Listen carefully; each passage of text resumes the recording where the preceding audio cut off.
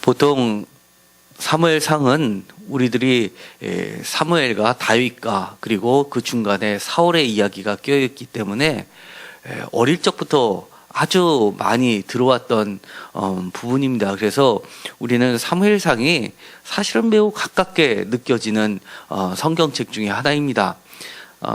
출애굽기만 하더라도 많이 들었지만 사실은 좀 어렵고, 레위기는 더더욱 어려웠고, 그렇지만 사무엘은 이야기식으로 되어 있다 보니까 아주 우리에게는 친숙한 이미지가 있습니다. 그러나 학자들에게 있어서는 이 사무엘서처럼 어려운 게 없습니다. 왜냐하면 고대 사본들이 보면 히브리어로 되어 있는 것이 많이 손상이 되어 있고 완벽한 형태로 남아있는 게 많지 않기 때문에 오히려 쿰란 안에서 두루마리 사본들이 발견된 이후에 특별히 70인역으로 번역된 그 그리스어로 된 사본을 중심으로 그동안 가려졌던, 그리고 불문명했던 번역들이 이루어지기 시작했습니다.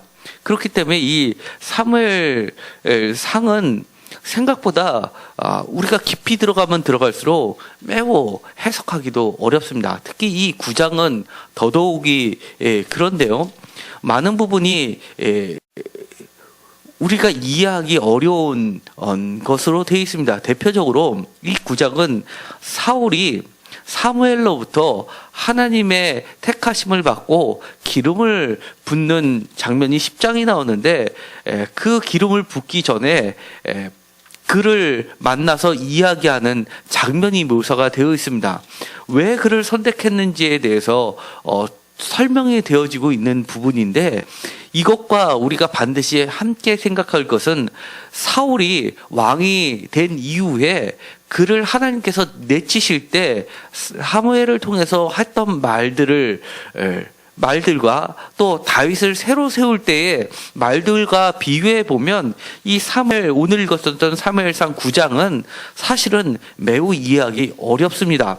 그러나 오늘 제가 여러분들과 함께 나누고자 하는 것은, 우리가 완벽하게 이해하지 못하더라도 지금 현재로서는 이해하지 못하더라도 하나님께 우리의 생각을 맡기는 것 자체가 사실은 예배라는 것을 알려드리고 싶습니다. 그 부분이 굉장히 중요한데요. 먼저 한 절씩 보도록 하겠습니다. 9장에 보면 사울을 소개하는 말이 이렇게 되어 있습니다. 베냐민 지파의 기스라 이름하는 유력한 사람이 있으니 그는 아비엘의 아들 스롤의 손자 베고라의 증손 아비아의 현손 베냐민 사람이더라 라고 소개를 하고 있습니다. 그런데 제일 먼저 이름하는 것이 유력한 사람이라는 것입니다. 굉장히 이름 있고 권세 있는 집안 출신이라는 것을 나타내고 있습니다. 그런데 나중에 사울을 선택했을 때 사울이 대답하는 말이 있습니다. 21절에 보면 나의 가족은 베냐민 지파 모든 가족 중에서 가장 미약하지 아니하니까 라고 하는 것은 그야말로 1절에 소개되어 있는 것하고는 정반대의 구절입니다. 그것은 매우 겸손했던 사울을 이야기하는 겁니다. 이름을 보면서도 자신의 조상들의 이름을 쭉 열거하는데요. 이렇게 조상들의 이름을 몇 대에 걸쳐서 열거한다는 그 자체가 이 집안은 뼈대 있는 가문이라는 것을 알 수가 있습니다. 이름 속에서도 그대로 드러나고 있는데요. 예를 들어서 기스라는 사람은 뜻이 활이란 뜻입니다. 그러니까 매우 용맹히 했었던 자임을 알 수 있고요. 그 다음에 아비엘은 힘의 아버지라는 뜻입니다. 아비는 아버지의 뜻이고 엘은 하나님인데, 하나님의 아버지 하면 그거는 이상하니까 아비가 아버지의 뜻되지만 힘을 상징하기도 하고, 그 다음에 부를 상징하기도 하기 때문에 여기서는 힘의 아버지라고 할 수가 있습니다. 그러니까 이것도 굉장히 유력한 것을 나타냅니다. 그 다음에 스롤이라고 번역이 되어 있는데요. 이것은 체로르라는 단어입니다. 체로르라는 뜻은 어떤 것을 싸는 것에서 출발하는 어원을 가지고 있는데요. 그것은 예를 들어 전대라든지 뭉치라든지 이렇게 뭔가 푸짐한 것을 나타내는 데 쓰는 단어입니다. 그리고 베고랏이라는 이름이 나오는데요. 베고랏도 보면 무화과 나무의 첫 열매를 나타내는 베쿠라라는 어원에서 출발한 단어임을 알 수 있습니다. 그래서 베코랏은 장자나 상속을 나타낼 때 쓰고 매우 귀한 것을 나타낼 때 사용하는 겁니다. 그리고 아비아라는 뜻은 뭔가 새로워진 것을 나타내는 말입니다. 그리고 베냐민이라는 것은 우리가 알다시피 베노미에서 슬픔의 아들에서 베냐민에서 오른손의 아들이라는 뜻으로 해가지고 무척 사랑받는 자를 나타내는 것으로 되어 있습니다. 이 사울은 굉장히 부유하고 힘있고 그 지방에서 꽤 힘이 있었던 아주 그 지방의 귀족이라고 할 수 있는 사람이었던 겁니다. 그리고 2절에 보면 이렇게 되어 있습니다. 그의 외모를 묘사하는데요, 준수한 소년이라고 이야기합니다. 그리고 이스라엘 자손 중에 그보다 더 준수한 자가 없고 이거보다 더 멋진 말이 어디 있습니까? 그리고 키는 모든 백성보다도 어깨 위만큼 더 컸더라라고 하니까 머리 하나가 더 나왔다라고 세 번역은 번역하고 있습니다. 그러니까 마치 삼손처럼 용맹하고 그리고 용사 중에 용사로 표현하고 있는 겁니다.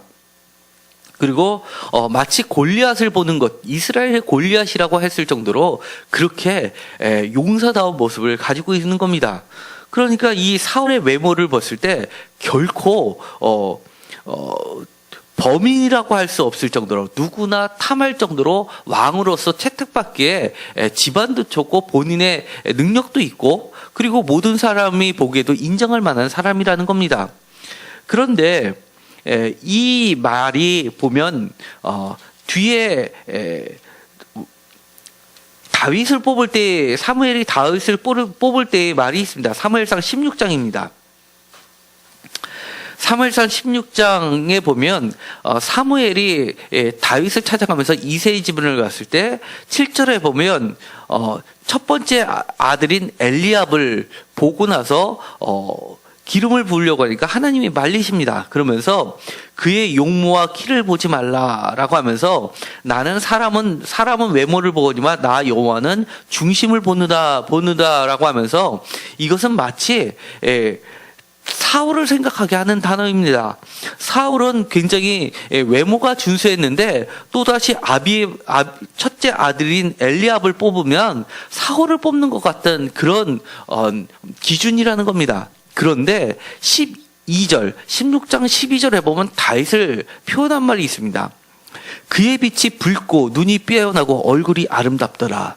그의 빛이 붉고라는 것은 원어로 보면 워근이 붉다라는 건 에돔을 이야기합니다. 그러니까 에서를 이야기하고 에서는 우리가 창세기에서 이미 배운 바와 같이 야곱의 12지파보다 먼저 에서도 12지파를 형성했던 아주 뛰어나고 용맹스러운 사람입니다. 그러니까 이 다윗도 사실은 외모 면에서도 그렇게 처진 인물이 아니라는 겁니다.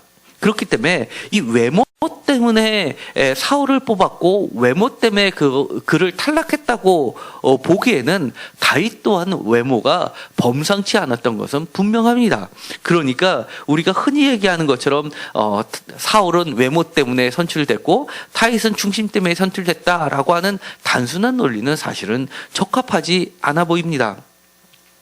그리고 3절에 보면 사울의 아버지 기스가 암나기를 잃고 그의 아들 사울에게 이르러 너는 일어나 한 사원을 데리고 가서 암나기를 찾으라 이렇게 이야기합니다. 이 암나기를 잃어버려서 암나기들을 찾으러 사원을 보낼 정도면 그 당시 암나기들은 아주 고귀한 자들이 탔던 짐승입니다.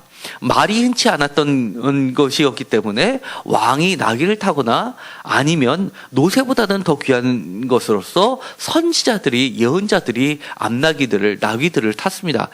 대표적으로 스가랴서 9장에 보면 나귀를 탄 자를 이야기하는데 그것이 바로 예수 그리스도가 예루살렘으로 입성을 할 때 나귀를 타고 입성하는 것을 보게 됩니다. 그리고 솔로몬이 왕으로 등극할 때도 평화의 왕을 나타내기 위해서 말을 타지 않고 나귀를 탔던 것을 퍼포먼스를 보입니다. 이 나귀를 여러 마리를 가지고 있고 집단 사육했다는 이야기는 굉장히 부자였고 그 집안은 매우 고귀한 집안이었다는 것을 알 수 있습니다. 왕으로 추대하기에도 손색이 없을 정도로 모든 것을 갖춘 인물이었습니다. 거기다가 우리가 이미 본 것처럼 매우 겸손한 자였습니다. 그런데 이 암나기를 찾아서 돌아다니게 됩니다. 돌아다니게 되는데 결국 어디까지 오게 되면 5절에 보면 숲땅에 이른지라 되어 있습니다. 이 숲땅이라는 것은 숲은 사람의 이름이기도 하고, 그리고 성경에서 보면 여호수아 때도 마찬가지고 창세기부터 시작해서 사람의 이름이 지명의 이름이 되기도 하고 지명의 이름이 사람의 이름이 되는 사례를 많이 봐왔습니다. 어떤 사람이 그 지역을 대표하는 것들이 되는데요. 대표적인 게 길앗 같은 것이 그렇습니다. 여기서 숲이라는 것은 사무엘의 고향이기도 합니다. 이 숲은 뭔가 흘러나오는 것을 나타내는 말입니다. 예를 들어서 꿀송이 같은 것을 나타낼 때 이 숲이라는 단어를 사용합니다. 이 숲이 소개된 것은 사무엘상 1장 1절에 보면 사무엘을 지칭할 때 나오는 말입니다. 사무엘상 1장 1절에 보면 에브라임 사람 엘가나라 하는 사람이 있었으니 그는 여로함의 아들이요 엘리후의 손자요 도우의 증손이요 숲의 현손이더라 라고 할 때 그 숲이 바로 이 여기에 나오는 숲입니다. 이것은 사무엘의 고향이기도 합니다. 그런데 이 사울이 이 숲땅에 이르렀을 때 사환이 이렇게 이야기합니다. 그때는 너무 말려왔으니까 사울은 아버지가 걱정할까봐 돌아가자라고 하니까 사환이 이렇게 이야기합니다. 이 성읍에 하나님의 사람이 있는데 존경을 받는 사람이라 그가 말한 것은 반드시 다 응하니 그리로 가사이다 라고 이야기를 합니다. 우리가 알기로 있기로는 이 사무엘이 실로에 있는 걸로 아는데 어느새 자기 고향에 와 있는 겁니다. 그리고 우리가 알기로는 선지자는 자기 집이 없고 계속해서 움직이는 사람인데도 불구하고 여기 9장에 나와 있는 것은 사무엘이 마치 자기의 집을 가지고 있는 돌아다니는 사람이 아니라 정착하는 사람으로 그려지고 있다는 겁니다. 그렇기 때문에 우리가 기존에 알고 있었던 내용하고 전혀 다른 이야기들을 사무엘상 9장은 담고 있기 때문에 오히려 고대의 역사를 그대로 반영하는 것으로 학자들은 보고 있습니다. 이 사무엘상 9장은 그야말로 우리들에게 많은 점을 시사해주고 매우 역사성이 있고 그 다음에 실제로 왕이 어떻게 태동했는지를 보여주는 귀한 자료이고 그 당시에 실제 삶을 보여주는 매우 흔치 않은 고대 문서이기도 합니다.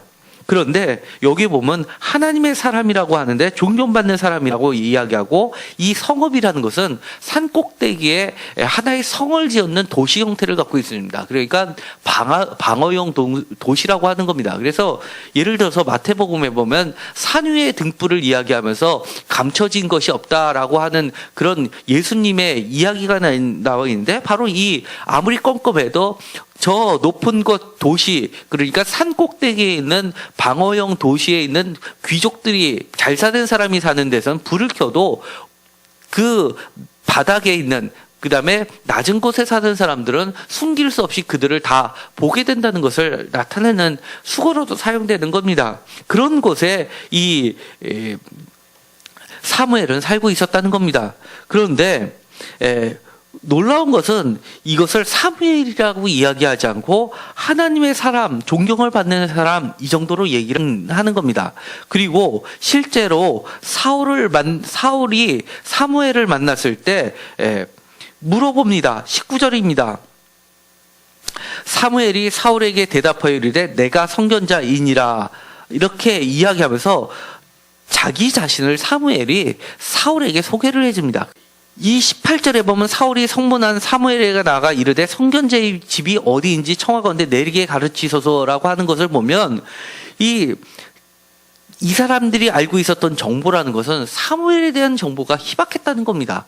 다만 소문으로만 알고 있었고 사무엘의 얼굴조차도 몰랐다는 것을 이야기하는 겁니다. 우리가 사무엘상에 앞서서 사무엘을 소개할 때 이스라엘 온 사람이 사무엘을 알더라, 또는 사무엘의 말 하나도 땅에 떨어져서 이루어지지 않는 것이 없더라라는, 그리고 단에서 브엘세바까지, 백두에서 할라까지 모두가 사무엘을 아는 것처럼 기술하고 있는 것과는 다르게 이 9장에서는 매우 제한적으로 사무엘을 그리고 있다는 겁니다. 오히려 실제적인 역사성이 매우 짙은 것으로 나타나게 됩니다. 그리고 나서는 사무엘을 이야기할 때도 이렇게 이야기합니다. 7절에 보면 우리에게는 하나님의 사람에게 드릴 예물이 없도다라고 걱정을 하니까 사환이 우리는 조금 있습니다, 그것을 드립시다라고 이야기합니다. 그러면서 9절에 보면 그 당시에는 하나님께 무엇인 것을 물으러 갈 때는 선견자에게로 가자라고 하는데, 지금은 선지자라고 하는 자를 옛적에는 선견자라고 한다라고 하는 것을 보아서는 이것을 기록한 당시는 선견자라는 말을 쓰는 시대가 아니라 선지자라는 말을 쓰는 시대에 훨씬 오래전의 이야기를 회상해서 썼다는 것을 이야기하는 겁니다. 이 선견자는 로에라는 단어를 쓰고 선지자라는 것은 나비라는 단어를 씁니다. 서로 다른 단어를 쓰는데요, 선지자에서 지자는 알지자를 씁니다. 먼저 아는 자, 우리가 알지 못하는 것을 아는 자를 선지자라고 이야기한다면, 선견자는 볼견자를 져서 우리가 보지 못하는 것을 보는 자입니다. 그러니까 우리가 보지 못하는 갈 길을 보여주십시오 하는데 쓰는 것이고, 신탁의 의미도 갖고 있는 겁니다. 그러자 그를 찾아가게 됩니다. 그리고 나서 11절에 소녀들을 만납니다. 항상 우물 가는 여인들이 북적거리는 곳이었고, 거기에 가면 그 마을의 모든 소식을 다 전해 듣는 정보의 제공처이기도 했습니다. 그들에게 물어보니까 이렇게 이야기합니다. 12절에 그가 당신보다 앞서갔으니 빨리 가소서, 백성이 오늘 산당에서 제사를 드림으로 그가 오늘 성읍에 들어오셨나이다 라고 합니다. 그러니까 이 여인들이 강조하고 있는 것은 잘 오셨습니다, 바로 오늘 사무엘이 왔으니 올 것이니, 그러니까 오늘 그를 만날 수 있다라는 것을 이야기하고 있습니다. 특별히 강조되는 것은 바로 오늘입니다. 그리고 시간을 재촉합니다. 빨리 가서서, 그리고 앞서 갔으니, 이런 말이 반복됩니다. 11절부터 그 사무엘을 만날 때까지 계속해서 중심되어 있는 단어들이 나오는데, 그것이 하나같이 시간에 관련된 말입니다. 12절에 보면 빨리, 오늘, 그리고 13절에 보면 전에, 곧, 올라가기 전에 곧 만나리이다. 그리고 그 뒤에도 13절 끝에도 지금 올라가서서 곧 그를 만나리이다. 14절에도 마찬가지로 사무엘이 마침 산당으로 올라가려고 마주 나오더라. 그리고 15절에는 사울이 오기 전날에라고 하면서 이 짧은 구절 안에 계속해서 시간의 흐름을 이야기하고 있는 겁니다. 이 9장의 중심은 바로 무엇을 나타내고 있냐면 시간을 중심으로 이야기를 벌이고 있다는 겁니다. 장소도 아니고 물건도 아니고 시간이라는 것을 이야기하는 겁니다. 어떤 시간이냐면 하나님께서 준비하신 하나님의 시간, 하나님의 카이로스를 이야기하는 겁니다. 하나님께서는 사울이 오기 전날에 사무엘에게 미리 얘기를 해주십니다. 그리고 나서 16절에 내일 이맘때라고 이야기를 해주십니다. 그리고 그에게 기름을 부어 치도사를 삼으라, 그가 블레셋 사람에서 구원하리라 라고 이야기합니다. 그를 구원자로 세우시겠다는 겁니다. 그리고 나서는 20절에 보면 이렇게 이야기합니다. 사흘 전에 이른 내 암나기들 염려하지 말라, 찾았느니라 라고 이야기합니다. 그것도 사흘 전이라고 이야기합니다. 성경에서 사흘이라는 것은 특별히 하나님의 시간, 하나님의 때, 카이로스를 이야기하는 겁니다. 사흘 만에 예수께서 부활하셨듯이 지금은 이 말하는 시점은 사흘 만에 바로 사무엘을 만나는 시간이 되는 겁니다. 하나님의 때 그는 사무엘을 만나서 귀한 이야기를 듣습니다. 무엇이냐면 내 암나기를 찾았다라고 이야기를 듣습니다. 지금까지는 하나님의 시간을 접하기 전에, 하나님을 만나기 전에, 다시 말하면 구절에 있는 것처럼 하나님께 가서 물으려고 하면 선견자에게로 가자라고 하는 것을 보면 하나님의 대리자인 선견자를 하나님과 같이 취급했던 것을 보면 하나님을 만나기 전에라는 말은 선지자를 만나기 전에라고도 번역할 수 있는 겁니다. 그 전에는 하나님을 만나기 전에는 사울은 지금까지 무엇으로 시간을 보내고 있었냐면 잃어버렸던 암나귀를 찾느라고 시간을 보내왔던 겁니다. 그는 잃어버렸던 것이 암나귀였습니다. 그러나 사무엘은 이렇게 이야기합니다. 이미 사흘 전에 암나귀는 찾았다라고 이야기하면서 그러면서 이야기해 주는 것이 있습니다. 너는 나와 같이 있자라고 하면서 내가 너에게 할 말이 있다라고 이야기를 해줍니다. 24절에 이렇게 이야기합니다. 너를 위하여 이것을 두고 이때를 기다리게 하였느니라. 그날에 사울이 사무엘과 함께 먹으니라 라고 하면서 그 다음날에 일찍이 일어나게 됩니다. 그리고 나서는 일어나라 그러면서 너를 보내리라 라고 하면서 잠깐 있으라 라고 하면서 그 다음에 내가 하나님의 말씀을 내게 들려주리라 라고 하면서 정말 하나님의 기름 부음을 하게 되는 겁니다. 그런데 실제로 그 부분을 이야기하기 전에 이미 사무엘과 사울은 서로 주고받은 마음의 이야기가 있었던 겁니다. 19절입니다. 19절을 다 같이 읽도록 하겠습니다. 사무엘이 사울에게 대답하여 이르되 내가 선견자이니라. 너는 내 앞서 산당으로 올라가라. 너희가 오늘 나와 함께 먹을 것이요 아침에는 내가 너를 보내되 내 마음에 있는 것을 다 내게 말하리라. 아주 수수께끼 같은 이야기를 합니다. 내 마음에 있는 것을 다 내게 말하리라 라고 이야기합니다. 내 마음에 있는 것을 사무엘의 마음속에 있는 것을 사울에게 이야기하겠다는 것이 아니라 사울의 마음속에 있었던 깊숙이 들어있었던 그 말을 내가 끄집어내서 너에게 이야기를 해주면서 다시 한번 너에게 각성시켜 주겠다라고 이야기하는 겁니다. 어떻게 보면 내 마음에 있었던 것이 나귀를 찾는 이야기였던 것처럼 들려집니다. 그런데 20절에 이미 나귀의 이야기는 했습니다. 염려하지 말라. 찾았느니라. 그것도 사흘 전에. 그럼에도 불구하고 아침에 무엇을 얘기하겠다는 겁니까? 그 다음 아침에 무엇이 사울의 깊은 마음속에 있었던 것일까요? 그것은 바로 암나귀에 있었습니다. 암나귀는 아까도 말씀드렸던 것처럼 왕이 타거나 예언자가 타거나 아주 높고 귀한 자들이 타는 것이었습니다. 그 집안도 사실은 왕으로 세우기에 부족함이 없는 집안이었던 겁니다. 이스라엘 사람들에게는 왕이 없었습니다. 그들은 잃어버린 양처럼 왕을 찾아 헤맸던 민족들입니다. 아마 온 백성들이 나와서 그들에게 왕을 세워주십시오라고 사무엘에게 이야기할 때 모든 장로가 나왔을 때 분명 사울의 집안에서도 대표자가 아마 나가지 않았을까 저는 그렇게 봅니다. 왜냐하면 그의 집안이 만만치 않게 유력한 집안이기 때문에 그렇습니다. 그리고 나서 사무엘이 아들들이 정말 판결을 굽게 하는 바람에 이스라엘의 백성들은 당신의 아들들은 왕으로 세우기에 적합하지 않으니 다른 왕을 세워주십시오라고 이야기한 거나 다름없기 때문입니다. 그런데 이는 암나귀를 찾고 있었다는 겁니다. 그의 눈에 비칠 때는 암나귀를 찾고 있었지만 자기도 모르는 사이에 암나귀를 찾으면서 정말 이스라엘의 암나귀를 타는 자는 과연 누굴까라고 생각했었던 거라는 겁니다. 그런데 사무엘은 이렇게 이야기하는 겁니다.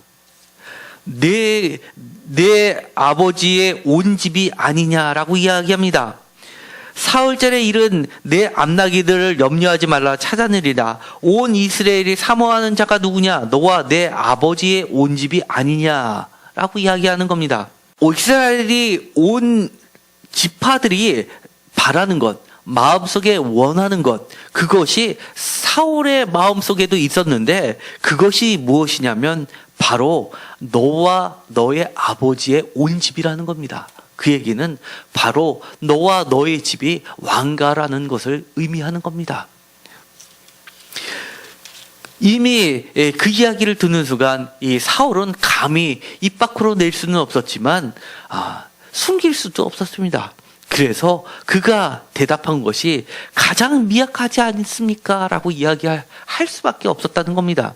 그리고 나서는 모두 다 보낸 이후에 말을 하게 됩니다. 그런데 또 하나의 징표를 보여줍니다.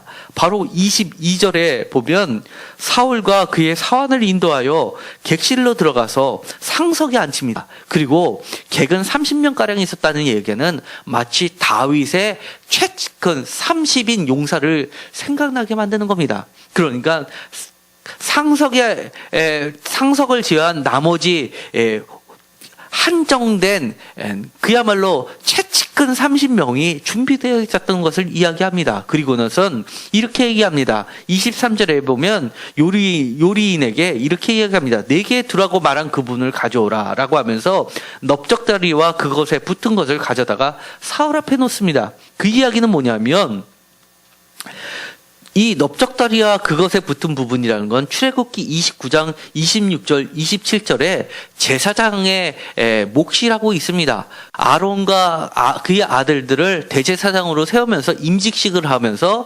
약속하셨던 부분이 있는데 그것이 바로 요제로 드렸던 암양의 넓적다리와 그 부분에 붙은 기름들을 그의 대대 후손들에게 주겠다 하는 약속을 해주십니다. 그래서 이거는 사실은 제사장만이 먹을 수 있는, 그리고 대제사장만이 먹을 수 있는 제사장의 몫을 누구한테 건네냐면 사울에게 건네는 겁니다. 너도 하나의 위임식처럼 거룩한 사람이 되었다라고 선언을 해버리는 거나 마찬가지인 겁니다. 이 대제사장이 먹어야 되는 그것을 다른 사람이 먹는다는 것은 사실은 있을 수 없는 일입니다. 성경에서는 비슷한 경우가 하나가 있습니다. 다윗이 도망하다가 사울을 피해서 도망가다가 노베 제사장을 만납니다.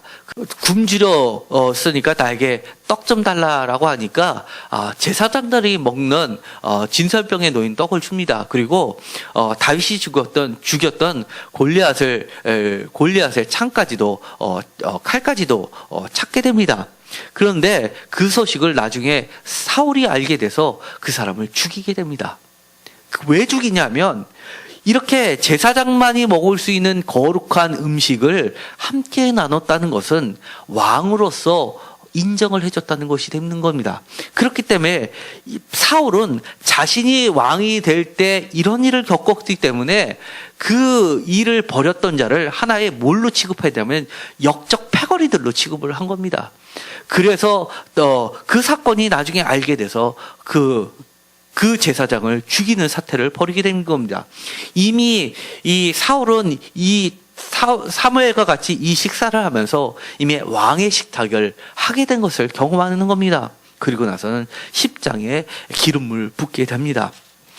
이렇게 역사의 이야기로 시작해서 역사의 이야기로 끝낸다면 사실은 이 성경은 하나의 역사책에 불과합니다. 그러나 이 말씀을 통해서 우리에게 시사해 주는 바가 매우 큽니다.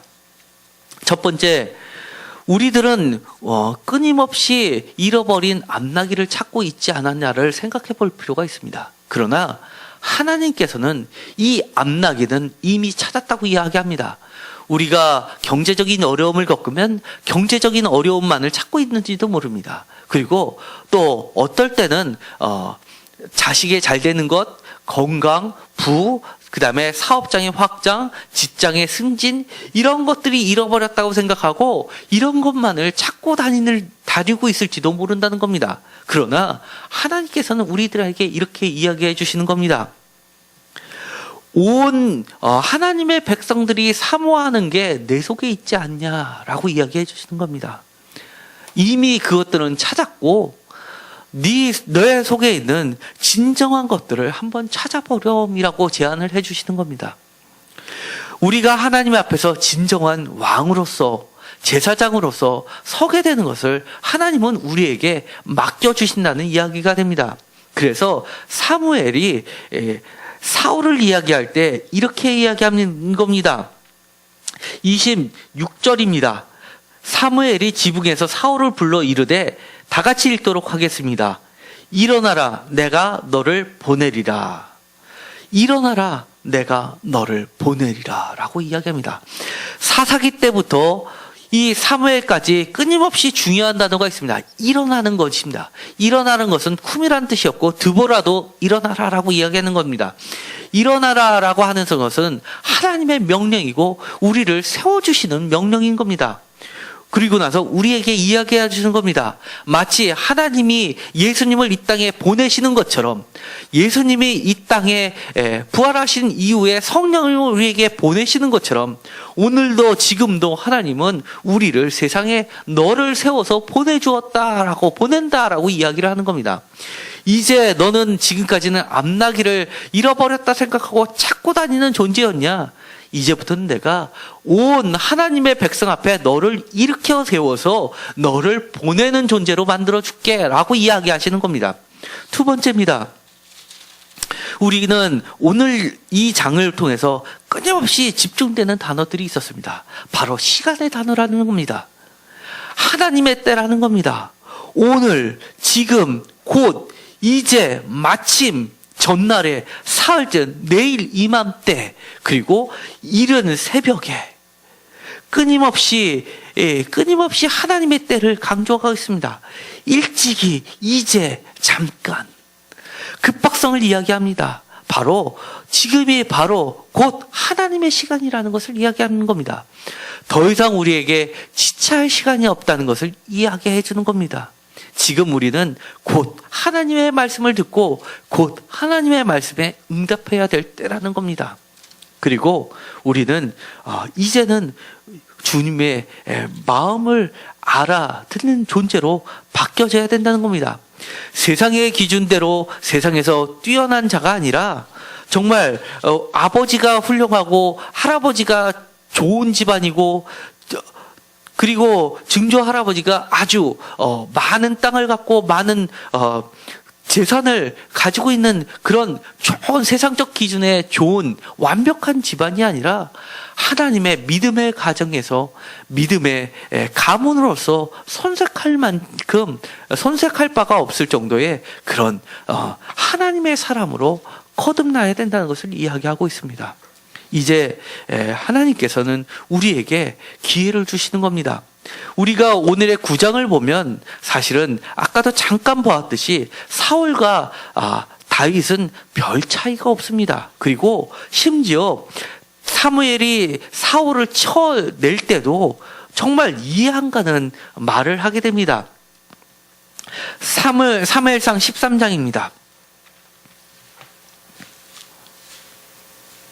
사무엘상 13장 8절에 보면 이렇게 되어 있습니다. 사울은 사무엘이 정한 기한대로 이래 동안을 기다렸으나 사무엘이 길갈로 오지 아니하매 백성이 사울에게 흩어지는지라 라고 되어 있고 결국 그래서 사울이 번제를 드리게 되고 나중에 늦게 온 사무엘이 이렇게 얘기합니다. 13절에 사무엘이 사울에게 이르되 왕이 망령되이 행하였도다. 왕이 왕의 하나님 여호와께서 왕에게 내리신 명령을 지키지 아니하였도다.